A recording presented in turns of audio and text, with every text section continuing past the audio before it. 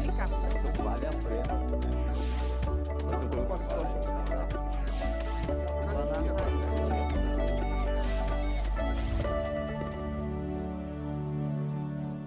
Olá. Ao dar à luz, muitas mulheres mergulham num estado de tristeza e irritação que mistura bem-estar, felicidade, alterações de humor e crises de choro. Pode ser resultado da baixa hormonal natural do momento ou mais do que isso. Quando a situação persiste, o quadro é diagnosticado como depressão pós-parto. Este é o tema do programa em discussão especial de hoje com os nossos convidados. O psiquiatra Dr. Khalil Duailib, do Departamento de Psiquiatria da Faculdade de Medicina de Santo Amaro, a enfermeira obstetra Cíntia Kalsinski e a advogada Ana Lúcia Kionek, diretora jurídica da ONG Artemis, Organização de Combate à Violência Obstétrica. Obrigado pela presença de vocês todos aqui nesse programa em discussão especial. Obrigada, Mauro. 3 partos, 3 momentos de depressão após o nascimento da Luísa, do Pedro e da Amanda. E a cura só veio graças ao apoio de mulheres que passaram pelo mesmo problema. Recuperada, mais esclarecida e confiante, lhe conta que sofreu de depressão pós-parto em todas as vezes que teve filhos. Foram 3 gestações. A primeira foi a da Luísa, hoje com 16 anos. De repente você está perdida ali com uma criança, uma vida que depende de você e você não sabe o que fazer com aquilo. E você não sabe o que fazer com o seu corpo, você não sabe o que fazer com o que você está sentindo. Falta de informação no geral, falta de apoio, a cobrança, é uma cobrança assim, extrema de felicidade, achando que eu era a única pessoa na vida que estava passando por aquilo. Eu achava que era uma depressão normal, não sabia que estava relacionado ao parto, a tudo que aconteceu. E no meio dessa depressão, que eu já estava muito mal, já tinha crises de pânico, de ansiedade, o meu pai faleceu. E que foi que aumentou tudo, assim, potencializou o que eu estava sentindo. Depois vieram Pedro, de 7 anos, e Amanda, com 4. A cesárea me machucou muito e me fez ficar muito triste, muito depressiva mesmo. E o do Pedro foi a mesma coisa, eu não queria sair de casa. Aí o do Pedro foi uma coisa muito pior, porque eu tinha pânico. Eu tinha medo que me roubassem o meu filho. Um medo infundado, entendeu? Porque eu sempre saí com os meus filhos. Mas assim, eu não queria ir na padaria, porque se alguém me abordasse na rua e tentasse tirar meu filho. No caso da Amanda, eu creio que foi por conta de toda a situação, assim, que a gente estava passando. A cesárea em si também, que eu acho que os 3, né, me levaram para isso. E aquela dúvida, né, será que ela vai ficar bem? Será que ela não vai ficar bem? Será que eu vou saber cuidar de um bebezinho tão pequeno? Eu tô sozinha. O que tem em comum das 3 coisas é a sensação de solidão. Mudanças físicas, fatores emocionais, alterações hormonais são apenas algumas das principais causas que levam uma mulher à depressão pós-parto. Uma pesquisa realizada no Brasil afirma que 1 entre 4 mulheres sofre com a doença. Os 2 principais sintomas são sentimentos de tristeza e depressão constantes e falta de interesse nas atividades diárias. Lhe conta que sempre quis ter filho através de partos normais, mas que a escolha não foi respeitada em nenhuma das 3 situações. Eu tive uma palavra que está na moda, mas é o que cabe aqui, o empoderamento. Eu não fui empoderada, eu não tive liberdade para escolher. Então, assim, isso me fez muito mal. As cesáreas foram desnecessárias, eu senti o meu corpo, sabe, eu me senti agredida mesmo, de verdade, porque não era aquilo que eu queria.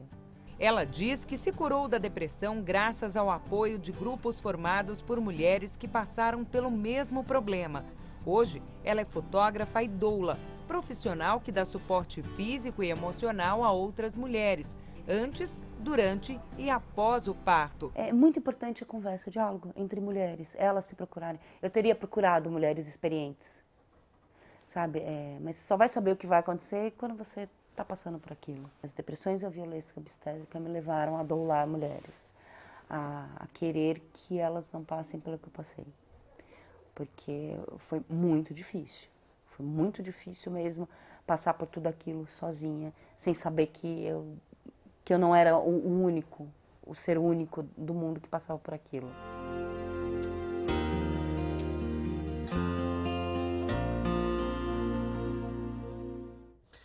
Doutor Duailib, vamos começar falando desse exemplo, desse caso da Li. É comum essa depressão em todos os nascimentos? Ela, com os 3 filhos, passou pelo mesmo problema? Não é comum em 3 nascimentos seguidos. O que a gente imagina é que a primeira gestação, ela está muito mais associada com épocas de insegurança. A moça estava contando a sensação de desamparo dela, tanto da parte médica, mas também parece que ela não tinha nenhum grande amparo familiar, não tinha muito com quem contar. E essa sensação de desamparo é básico no que a gente vai chamar do pós-partum blue, ou blue puerperal, ou baby blues, que é um quadro mais leve, muito mais voltado para a insegurança e que acomete 1/3 das pessoas do primeira gestação. Isso é muito frequente, sim. Talvez não seja à toa que a maternidade seja uma grande festa, né? Porque realmente é um momento delicado, difícil para essa mulher. Ela vem de uma série de transformações no corpo, na rotina, nos relacionamentos. E essa situação do parto traz também muitas alterações hormonais e tudo isso concorre para que, num primeiro momento, ela realmente tenha muitas inseguranças. Será que eu vou conseguir saber por que meu filho está chorando? Eu vou conseguir dar banho? Eu vou ter segurança para as coisas? É um momento de muito desamparo. E essa mulher, se tiver uma estrutura, às vezes familiar, ou de irmãs, ou mãe, ou às vezes alguém profissional junto, então a enfermagem junto, se ela tiver realmente poder ter um apoio, e isso a parte médica de enfermagem é fundamental, o apoio psicológico é fundamental, isso ajuda muito nesse tipo de quadro mais leve. O segundo quadro é o quadro propriamente dito da depressão puerperal. Depressão puerperal está muito ligada com alguns fatores. O primeiro é que essa pessoa já possa ter tido uma depressão anterior, e isso é bem significativo. Quem já teve algum episódio depressivo na vida, durante a gestação e principalmente no pós-parto, ela tem um risco maior de ter um novo episódio depressivo. E a segunda situação é que a alteração hormonal que sai na gravidez, principalmente no pós-parto imediato, a saída da placenta, toda a alteração hormonal que transcorre disso, você vai ter uma queda importante de um hormônio e o risco de depressão, principalmente do 4º ao 7º dia do pós-parto, você tem um risco bastante elevado. E aí sim, um episódio depressivo maior, com riscos para a pessoa, riscos para essa criança, e essa depressão precisaria ser muito cuidada. Então você tem episódios diferentes dentro da depressão. Cíntia, o que é a enfermeira obstetra? Qual é a função dessa área da enfermagem obstétrica no auxílio às mulheres que sofrem da depressão pós-parto, ou até para que se evite esse tipo de problema? Então, num primeiro momento, a gente pensa durante as consultas, né, com essa mulher, de ir conhecendo a dinâmica dela, as características dessa mulher, as expectativas em relação ao parto. Isso é uma coisa que hoje a enfermagem obstétrica tem muito foco, né, em parto normal e amamentação. Então, assim, fazer a mulher descobrir o que faz sentido para ela, que tipo de parto, que tipo de mãe ela está pensando ser, porque a gente sabe que hoje o universo da maternidade é gigantesco. E o que a gente tenta conversar é que, assim, como o doutor falou, né, a maternidade é linda e maravilhosa, aquele comercial de margarina, que tudo vai ser incrível, aquele bebê lindinho dormindo. E a realidade, isso eu digo como profissional e como mulher, é totalmente diferente. É um bebê que chora e eu não sei o que fazer, né? É eu me olhar às 7h30 da noite com um pijama e pensar, meu Deus, eu não tomei banho. Eu não falei com ninguém hoje. É fralda, é xixi, é cocô, é sono, é banho no bebê e eu, né? Então é olhar para dentro e não se reconhecer como pessoa mesmo. Então, assim, cadê a Cíntia, né? Cadê aquela mulher, né? Que sobrou de mim, né? Porque é uma doação muito grande a maternidade, principalmente esse começo, que é onde aparece muitas vezes o blues e às vezes um tempo depois a depressão pós-parto. Então a enfermagem obstétrica atua nesse sentido de chegar na casa da mulher e ver a dinâmica. Então muitas vezes eu pergunto, isso na gestação, por isso a gente fala que é importante essa conversa, né? Quem que vai te ajudar na primeira semana? Eu prefiro ficar sozinha. Você tem auxílio em casa? Quem que lava a roupa para você? Quem vai preparar a sua comida? Ninguém, não, ninguém. E seu marido vai ficar quanto tempo com você? Às vezes 5 dias, às vezes o bebê nasce, né, próximo de um final de semana, no 3º, 4º dia de vida, ela chega em casa e já está sozinha, né? Então, o que eu vou comer? Como é que vai ser isso? Quem que vai me ajudar? Como é que eu vou poder tomar um banho se eu não tenho quem olhe meu bebê?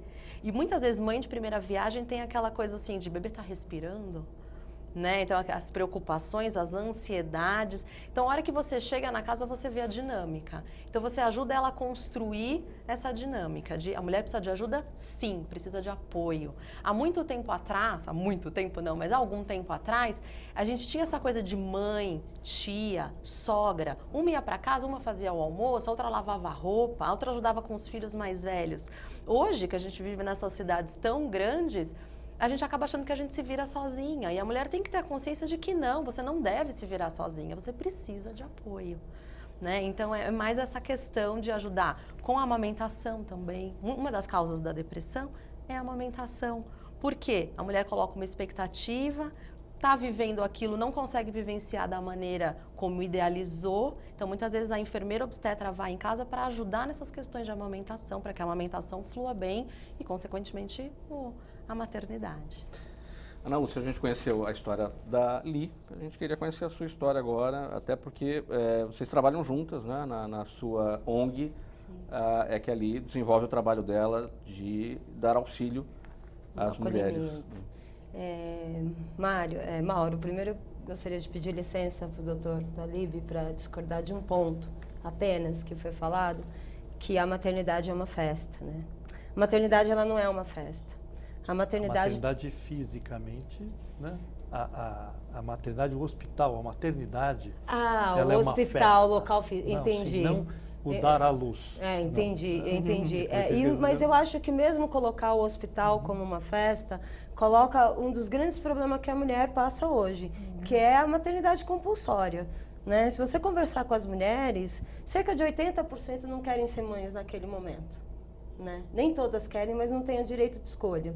A professora doutora da Faculdade de Saúde Pública, Simone Diniz, ela tem um artigo muito interessante que ela diz que a mulher vai conseguir se libertar dessas dores, desses paradigmas, dessas depressões, o dia que a maternidade for voluntária, segura, prazerosa e socialmente amparada.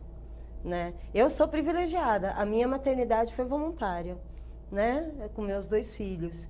A minha maternidade foi segura. Eu tive 2 partos domiciliares com uma equipe que eu podia pagar, né? Coisa assim, um percentual muito pequeno da população tem acesso. Então, eu estou falando de mim, não estou falando da mulher da periferia, não estou falando das mulheres encarceradas que não têm essas condições, né? Foi prazerosa, extremamente prazerosa. E o que pegou no meu pós-parto foi eu não ser socialmente amparada. Na época, advogada, autônoma, dona do meu escritório, né? Advogados autônomos não têm licença maternidade, as advogadas. Eu não podia pedir a suspensão dos meus prazos. Consegui uma pessoa para ficar, já que no primeiro parto da minha filha eu voltei a trabalhar no dia que ela nasceu. Né? Nasceu em casa, no mesmo dia eu fiz petição, voltei a trabalhar. Não queria passar por isso, apesar de ter tido sorte. A Sofia era uma criança que bastava para ela estar comigo. Eu colocava ela no sling, com 7 dias eu estava fazendo sustentação oral, estava despachando mandado de segurança. E a Cíntia, que me conhece já faz tempo dessa época, sabe, né? Mas assim, eu não vivenciei a maternidade, o pós-parto com a Sofia. Ela estava comigo, mas eu não estava com ela. Com o Marcos, eu arrumei uma pessoa que ficaria, mas teve um problema de saúde com a filha, que foi internada. Então, ele nasceu em casa no sábado, na segunda-feira eu estava atendendo cliente. Né? E eu comecei assim, o meu filho, ele até hoje, assim, ele não quer ficar com você só, perto, tem que estar com ele. E aí eu não conseguia estar com ele, porque eu tinha compromissos que a sociedade me exige, né, que não me permitia. E aí, assim, eu fui parando de comer, eu fui parando de tomar banho, eu fui parando de falar com as pessoas, eu fazia o prazo e eu queria estar com ele. Tudo que fosse para me tirar dele me deixava, assim, desesperada. Né? Não queria ficar com a minha filha, não queria ficar com meu marido, porque eu queria poder ser mãe, porque eu tinha escolhido. Eu tinha os 3 aspectos antes, só que eu não tinha uma licença maternidade, porque ainda que eu recolhesse o INSS, né, pela minha profissão, eu não tinha esse direito. E o fato de não poder estar com ele, isso te causava a depressão pós-parto? Sim, eu não sabia que era, e aí assim, uns 7, 8, bem o prazo que o doutor falou, uns 8 dias, a parteira que acompanhou o meu parto, que fez todo o acompanhamento do pós-parto, ela detectou, falou assim, Ana, você está com depressão pós-parto, é importante que você procure um médico, é importante que você procure ajuda psicológica. E eu fui procurar, e de fato eu estava, fiquei em um mês, eu emagreci 14 quilos. Né? Foi assim, eu não queria viver nada que fosse fora daquilo.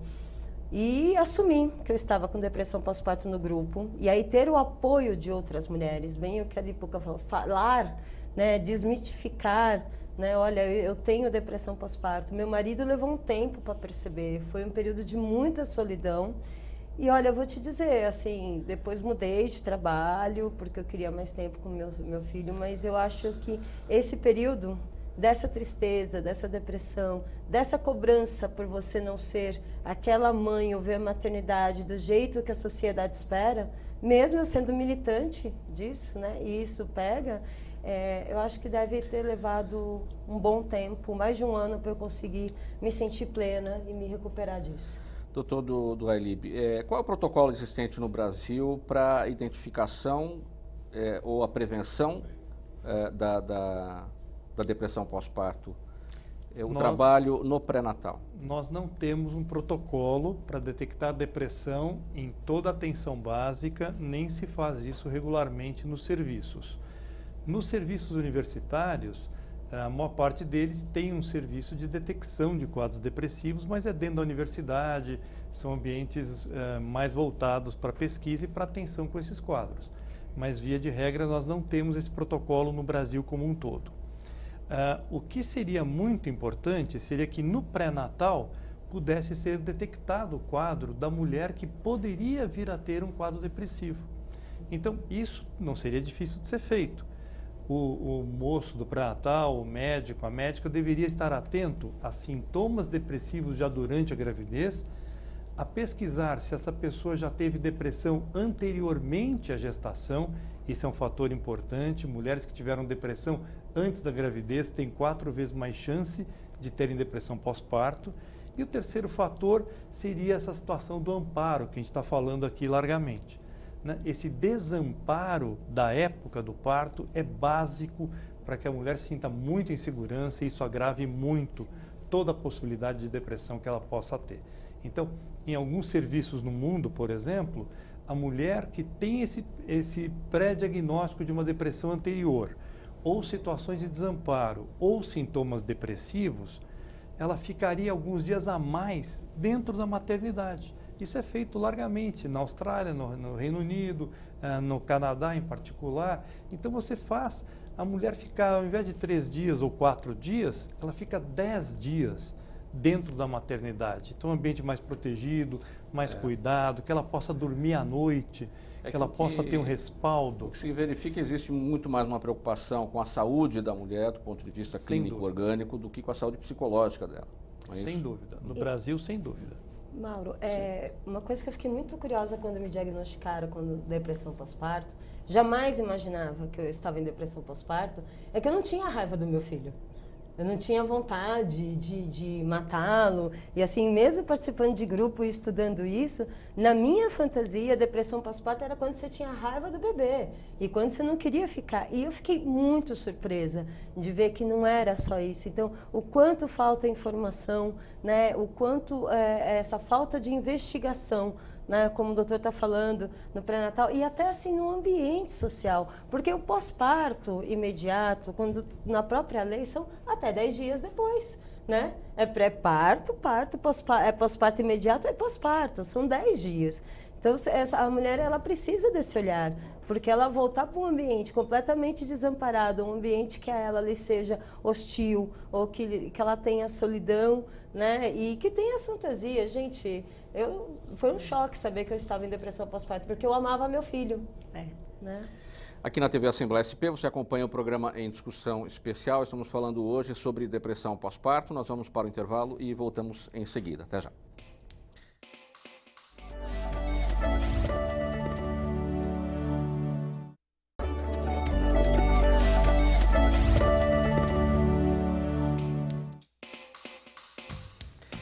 De volta aqui na TV Assembleia SP com o programa Em Discussão Especial. Estamos falando hoje sobre a depressão pós-parto.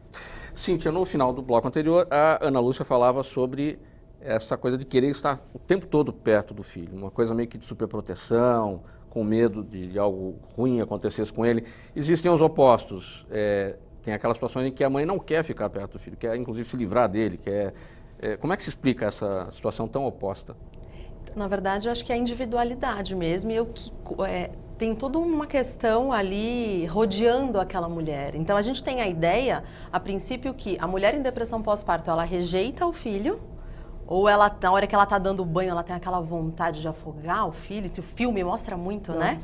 Depressão pós-parto com essa associação, mas nem sempre. Às vezes a mãe, algumas vezes sim, algumas vezes... Isso é mais até na psicose puerperal, né? Muito mais presente na psicose puerperal do que na depressão pós-parto. Então, na depressão, a mãe pode estar, assim, completamente tomada de amor, mas de medo, né? Um excesso de proteção. Existem pais, e eu já presenciei em consultas, que eles fazem plantão noturno. Um dorme 2 horas enquanto o outro está olhando o bebê, aí o outro põe despertador, acorda, ele vai dormir. Então o pai e a mãe se revezam para ver se o bebê está respirando, se está dormindo. É um excesso de proteção. Geralmente vem da mãe, e o pai naquela situação toda, ele acaba entrando nesse ritmo. Então pode ser tanto, a mãe pode tanto ter a negação do filho. Tem mãe que às vezes isso eu já vi em consulta pós-parto, quando você pega o bebê para amamentar e...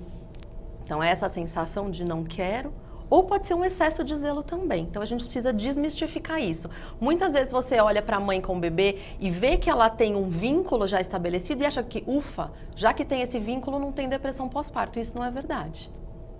Doutor Calil, a Cíntia falou em pai, né? Vou fazer uma pergunta aqui, pode não ter cabimento, mas... De pai.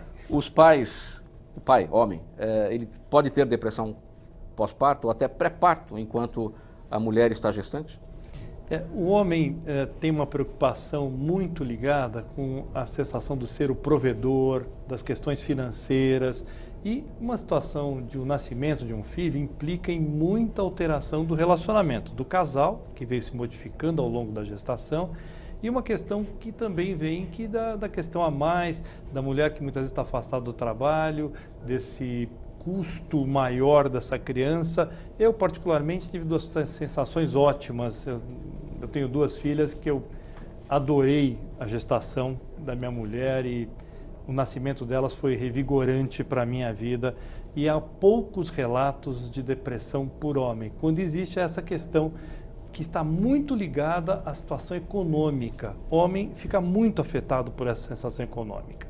Mulheres são mais afetadas por alterações de relacionamentos, afetivas, e homens são muito afetados por essa questão de não ser provedor ou ter custos a mais. Isso é a coisa que maior transtorno e estressor acomete ao homem. Eu vou fazer uma pergunta, aí não como médico, não como profissional, mas como pai. O senhor deu o exemplo das suas 2 filhas e que foi uma grande felicidade. Mas a primeira filha, o novo, aquilo que era o que ia mudar tudo, não deu a insegurança, não deu aquele medo?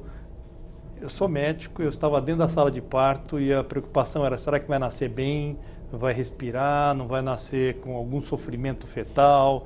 Então eu sabia todos os riscos que poderiam estar cometendo e eu estava realmente muito aflito, mas foi uma sensação maravilhosa, e eu sugiro sempre aos pais que possam estar presentes. Hoje a sala de parto permite isso, que o pai esteja presente, que ele possa estar ali amparando essa esposa que está tendo um filho.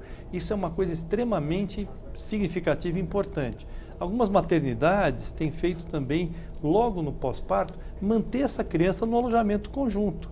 Então, que essa criança já conviva com a mãe, com o pai, desde o princípio. Isso é extremamente importante para os pais, para a mãe em particular e para a criança também. O desenvolvimento psíquico dessa criança depende muito desse relacionamento com a mãe, e isso é extremamente importante que seja estimulado.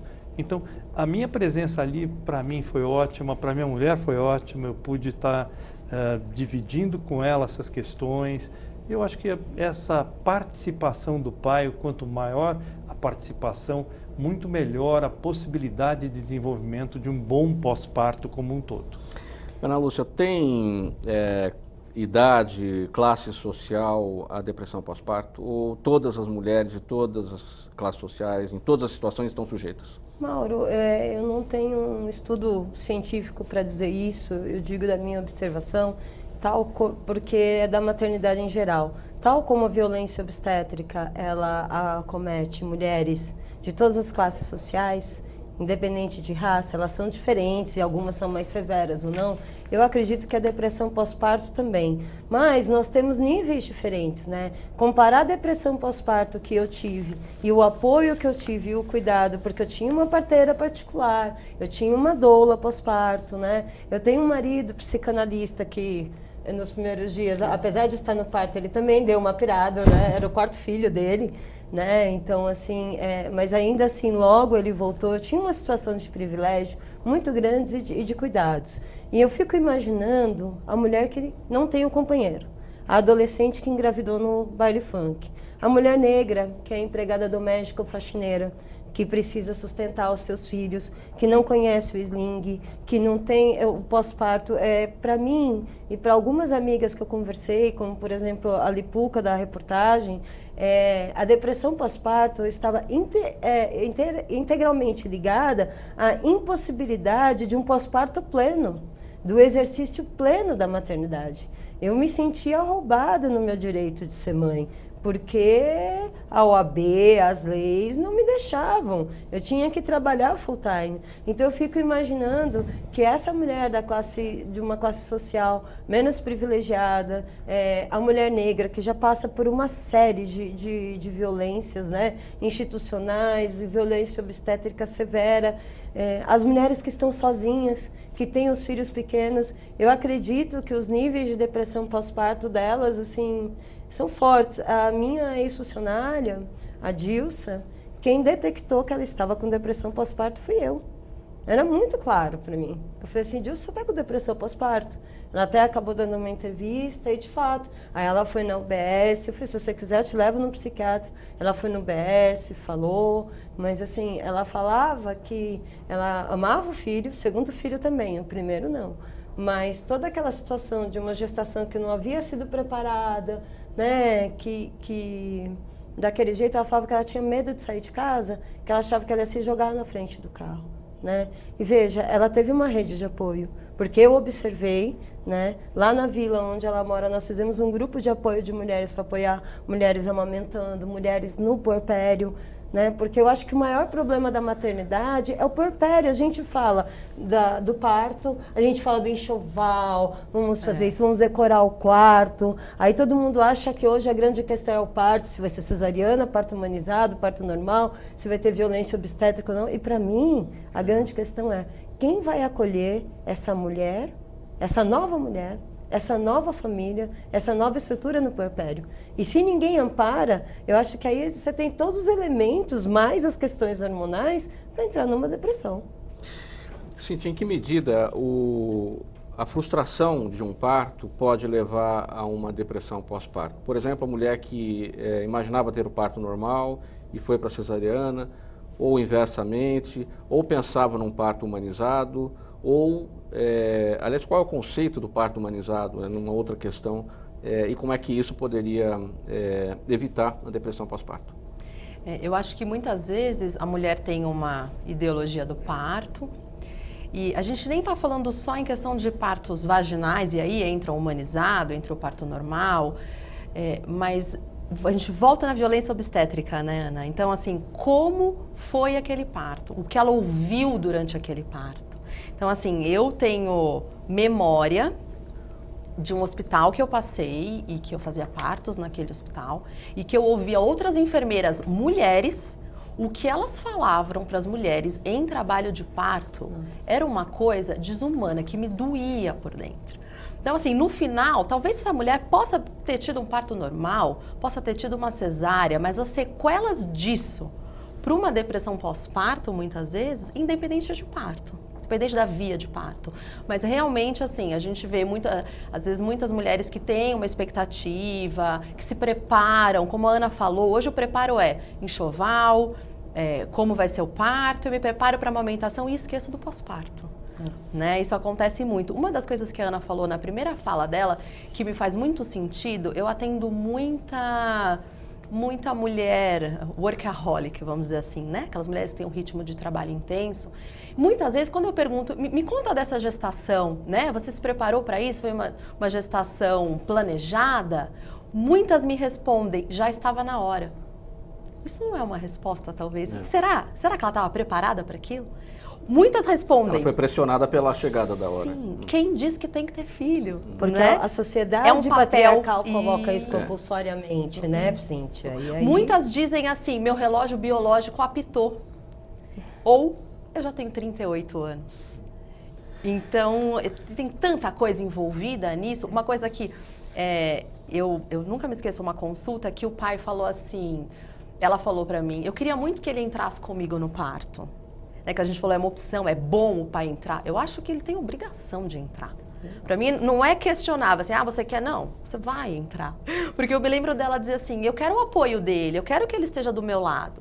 E ele falou assim, não gosto de hospital, aquele monte de coisa. É para os fortes. Eu tenho medo. Não, mas eu lembro, assim, da minha reação de dizer, gente, me conta se você tem medo, eu falei pra ela. Me conta do seu medo. Ela falou, eu tô morrendo de medo. Eu falei, você vai segurar a mão dela, é isso que ela quer. Então, assim, não é opcional pro pai entrar ou não no parto. Eu acho que aí começa também, falando de uma depressão pós-parto, uma sensação de abandono. Eu entro naquela sala sozinha e agora vamos ver como vai sair essa criança. A mulher tem muito medo do parto. Seja o primeiro, o segundo, o terceiro, cada parto é único, né? As expectativas às vezes são superadas, às vezes, nossa, não é nem de longe o parto que eu sonhei, às vezes é um parto melhor, às vezes pior, mas ter alguém do lado é muito importante. Então o homem deve estar, né? A sugestão para o pai é que ele possa ficar sentado ali atrás, ele não precisa estar olhando, não precisa estar vendo, mas senta ali atrás, está ali com a mulher dele. Isso ela precisa dele. Seria fantástico. E eu acho assim, depois se espera que a mulher esteja feliz. Se espera muito, se cobra muito. Né? Mas o bebê está bem, seu bebê nasceu. É saudável. Foi o que você falou. Como você vai estar feliz? Assim, você vai fazer a amamentação em livre demanda? E eu fiz, eu acho que é maravilhoso, que teve benesse. Você ficava exausta. Eu não podia ir no banheiro.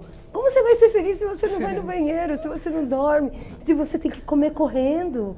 Como você vai estar feliz? E aí você se cobra. Será que eu estou cansada ou eu não sou uma boa mãe aí começa. Suficiente para cuidar do meu filho? Aqui na TV Assembleia SP, o programa Em Discussão Especial fala hoje sobre depressão pós-parto. Mais um intervalo, voltamos já.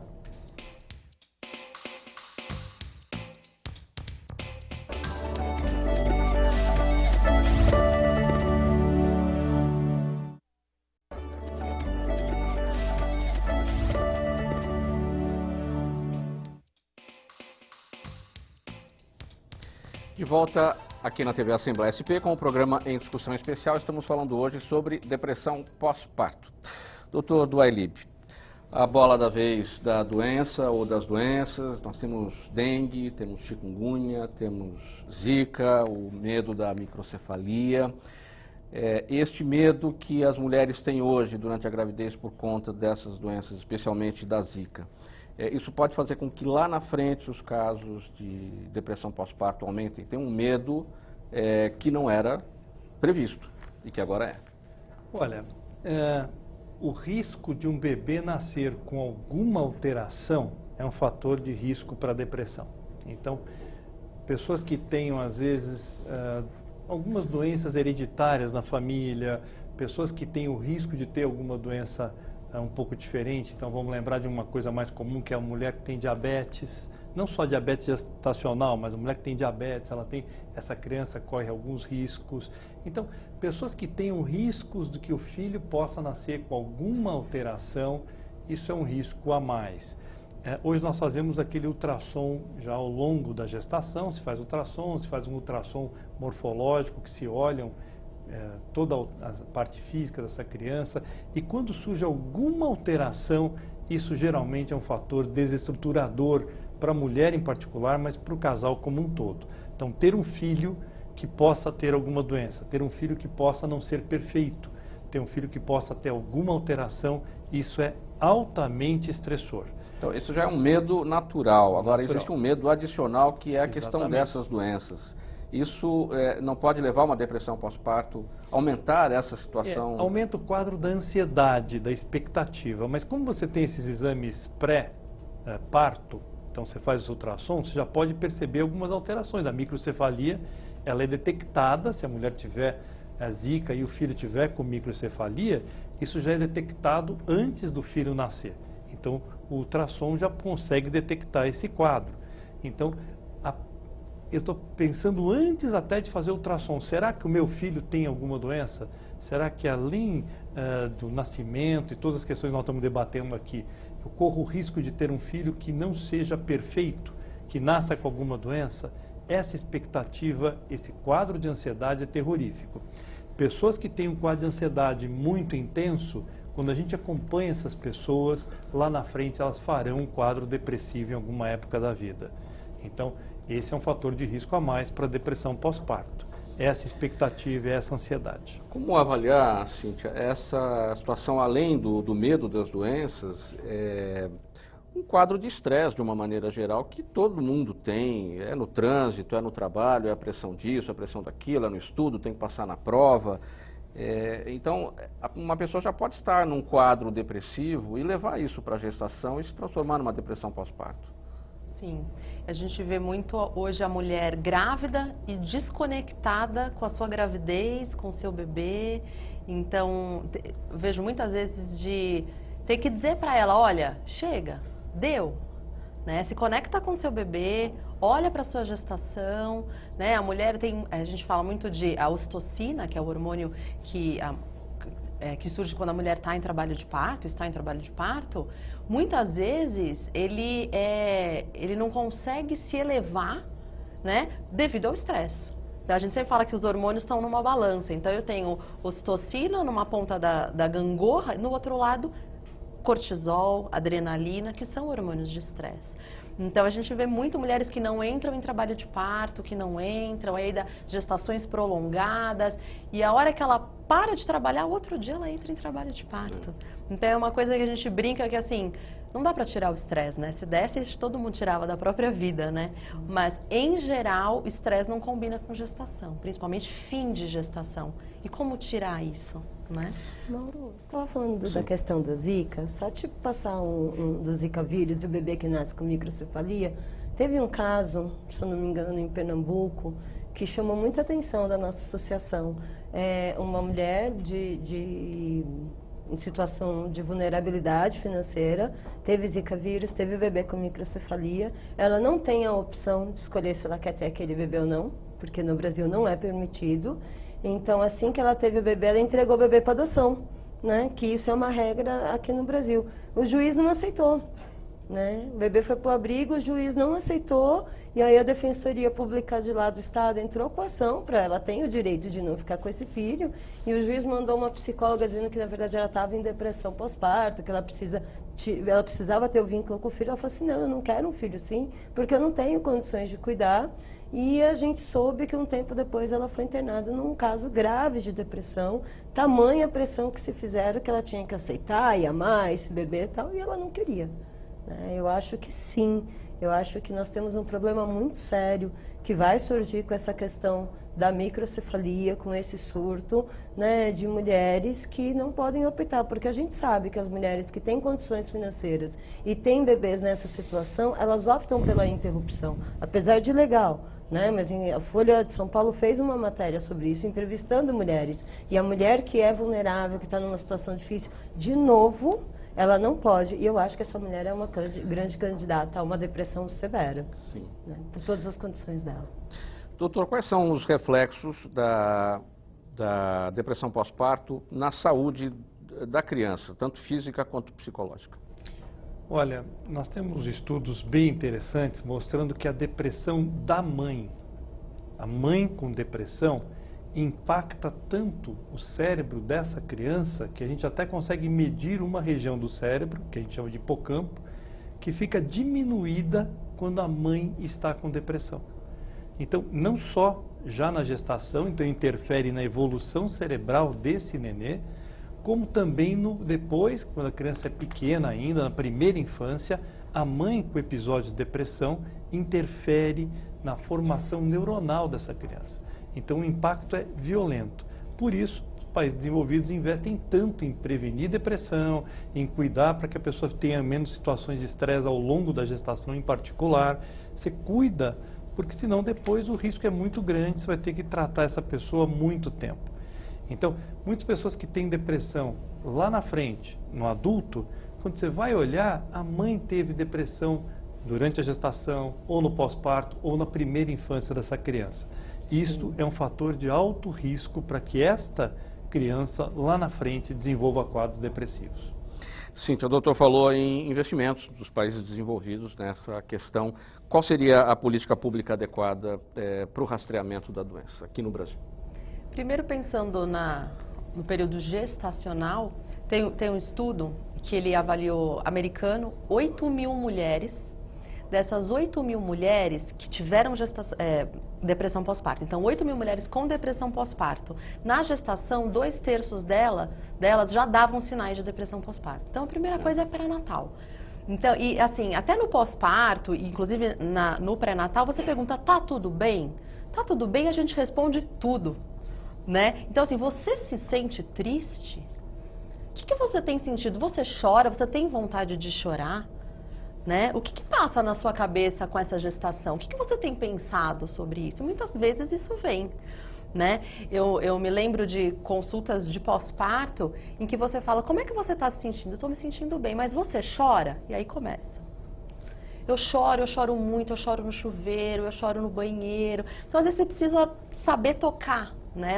A maneira de perguntar. Então, assim, o que você está sentindo, né? Você está feliz? Mas você está feliz 100%?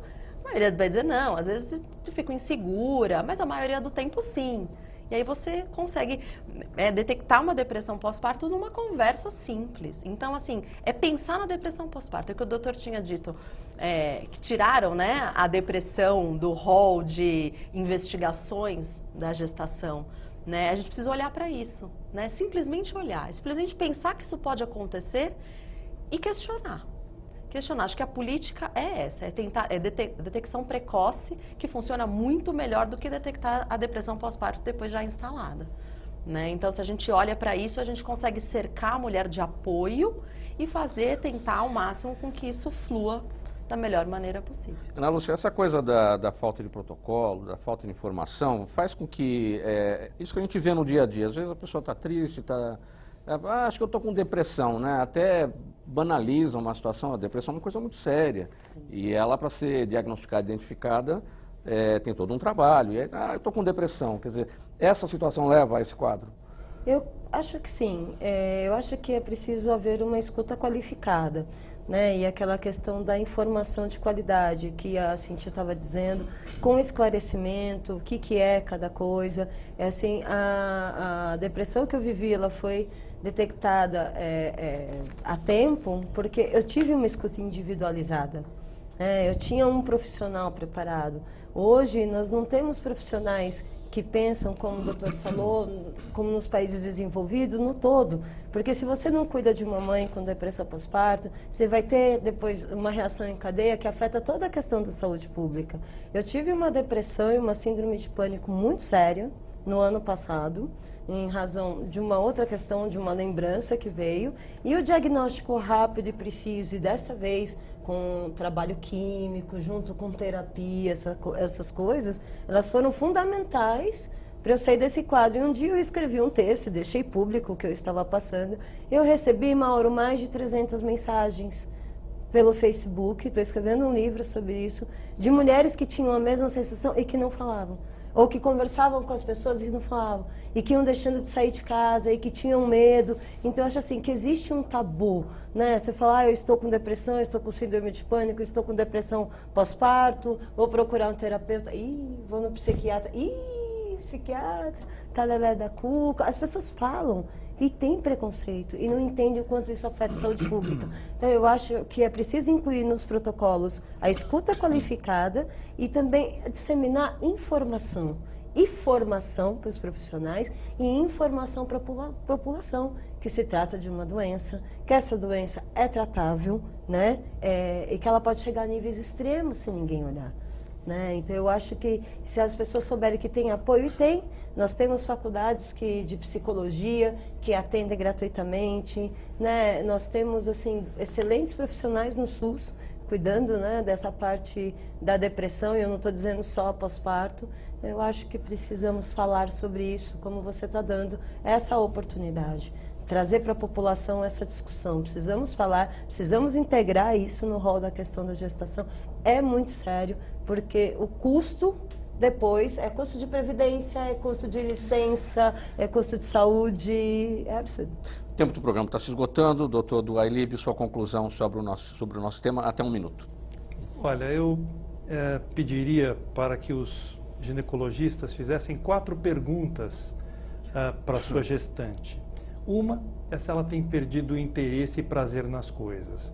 A segunda é se ela tem estado mais triste numa parte do tempo. Essas duas para detectar depressão nessa pessoa. E a segunda nível de pergunta é se ela já teve depressão em alguma época da vida e se ela tem parentes diretos com depressão. Então, se ele fizer 4 perguntas, ele já está fazendo um bom screening para detectar se aquela mulher pode ter depressão ou está tendo depressão na gestação e pode ter um risco maior no pós-parto. E aí fazer um acompanhamento adequado dessa mulher. Cíntia, a sua conclusão, qual a mensagem que fica sobre o nosso tema? Eu deixo uma mensagem para as mulheres, que a maternidade é transformadora, mas não é fácil. Então, a gente precisa saber que a gente vai passar por muita coisa, que nem tudo vai ser fácil, mas que o mais importante é peça ajuda. Então, tenha uma rede de apoio, pense muito no seu pós-parto, esquematize a sua vida, veja quem vai estar com você ali. Às vezes você precisa só de alguém do seu lado. Eu lembro, muitas mulheres dizem isso, né? Eu estou bem porque a minha mãe está ali do meu lado. Então, alguém para passar o dia com você. Então, você precisa pensar nisso, tá? Vai ser bom, mas não vai ser fácil. Ana Lúcia, sua palavra final? Quando você for visitar uma gestante, não leva uma roupinha, não leva uma fralda. Vá com disposição, peça para ela dormir, faça faxina para ela, faça o bolo, lave a louça, se ofereça para ir no supermercado, se ofereça para ficar com o bebê alguns momentos para ela tomar banho. Isso vai fazer uma grande diferença. E assim, na hora desse apoio, se ela chorar, saiba que ela está muito sozinha. Olhe ao seu redor e você vai ver que sempre tem uma mulher precisando de apoio. Eu acho que o melhor presente que você pode dar para uma puérpera é oferecer esses pacotes de apoio solidário e de solidariedade e de empatia para uma família sincera. Vale mais do que um pacote de fraldas e uma roupa. Agradeço a vocês pela presença aqui no estúdio da TV Assembleia SP, no programa Em Discussão Especial. Falamos hoje sobre a depressão pós-parto. Obrigado a você de casa que nos acompanhou. Tchau, até o próximo tema.